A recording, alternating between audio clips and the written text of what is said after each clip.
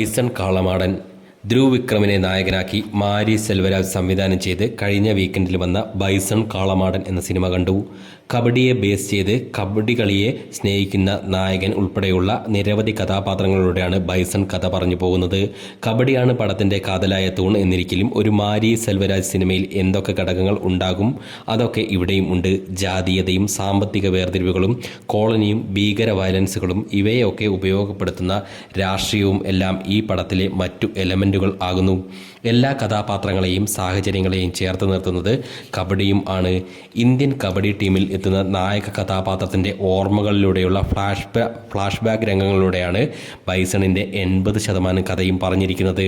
വളരെ സിനിമാറ്റിക്കായി കബഡി സ്പോർട്സ് രംഗങ്ങളും അതേപോലെ തന്നെ റിയലിസ്റ്റിക്കായ ജീവിതഗന്ധിയായ രംഗങ്ങളും ഇവിടെ കാണാം. ധ്രുവ് വിക്രമിൻ്റെ അച്ഛനായി പശുപതി എക്സ്ട്രീം ലെവലിൽ ഉള്ള ഒരു പഴയ മോഡൽ അഭിനയം കാഴ്ചവെച്ചു. തൻ്റെ മകനെ കബഡിയിലേക്ക് ഇറക്കിയാൽ മുന്നോട്ടുള്ള ജീവിതം ദുഷ്കരമാകുമോ എന്ന ആശങ്കയും അതോടൊപ്പം തന്നെ കബഡിയോടുള്ള സ്നേഹവും ഒരുമിച്ച് കാണിക്കുന്ന വേഷമായിരുന്നു പശുപതിയുടേത്. ക്രൂരമായ രാഷ്ട്രീയക്കാരനായി ലാൽ വേഷമിട്ടു. പക്ഷേ ആ കഥാപാത്രത്തിനും കബഡിയോടുള്ള ഇഷ്ടം എത്ര ഉയരത്തിലാണെന്നും സംവിധായകൻ ഭംഗിയായി പറഞ്ഞു. ധ്രുവ് വിക്രം എന്ന യുവനടൻ അദ്ദേഹത്തിൻ്റെ പെർഫോമൻസ് കൊണ്ടും ബോഡി ലാംഗ്വേജ് കൊണ്ടും മാനറിസങ്ങൾ കൊണ്ടും നായക കഥാപാത്രത്തെ കിടിലനാക്കി. കബഡി കളിയിലെ ഓരോ രംഗങ്ങളിലും ധ്രുവ് റിയലിസ്റ്റിക്കായി തന്നെ അഭിനയിച്ചു. അതുപോലെ തന്നെ ഇമോഷണൽ പ്രണയരംഗങ്ങളും അദ്ദേഹം ഭംഗിയായി തന്നെ ചെയ്തു. ഫൈറ്റ് രംഗങ്ങൾ നല്ല പവറിൽ തന്നെ വന്നു. മൊത്തത്തിൽ ധ്രുവിൻ്റെ വൺമാൻ ഷോ നടന്നുവെങ്കിലും ചിത്രത്തിൽ പശുപതിയും ലാലും രജിഷ വിജയനും അനുപമ പരമേശ്വരനും ഒക്കെ നല്ല രീതിയിൽ തന്നെ പെർഫോം ചെയ്തു. 2.25 മണിക്കൂർ ബോറടിക്കാതെ കണ്ടിരിക്കാൻ കഴിയുന്ന തരത്തിലാണ് ബൈസൺ മേക്ക് ചെയ്തിരിക്കുന്നത്.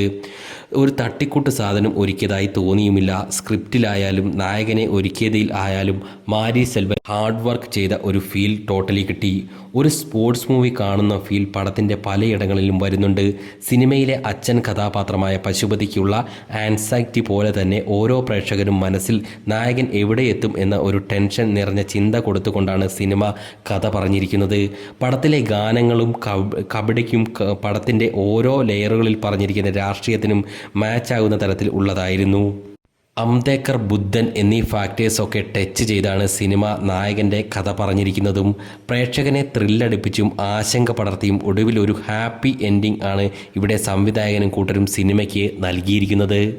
മൊത്തത്തിൽ ഓർത്തു നോക്കിയാൽ കബഡിയുടെ പശ്ചാത്തലത്തിൽ ശക്തമായ രാഷ്ട്രീയം പറഞ്ഞിരിക്കുന്ന ഒരു സ്പോർട്സ് മൂവി എന്ന തരത്തിൽ കിടിലൻ തിയേറ്റർ എക്സ്പീരിയൻസ് ഉള്ള ഒരു നല്ല മാരി സെൽവരാജിൻ്റെ കയ്യൊപ്പ് പതിഞ്ഞ പടമാണ് ബൈസൺ കാളമാടൻ. ഇഷ്ടപ്പെട്ടു. നല്ല സിനിമ, നല്ല ഒരു തിയേറ്റർ അനുഭവം തന്നെ തന്നു.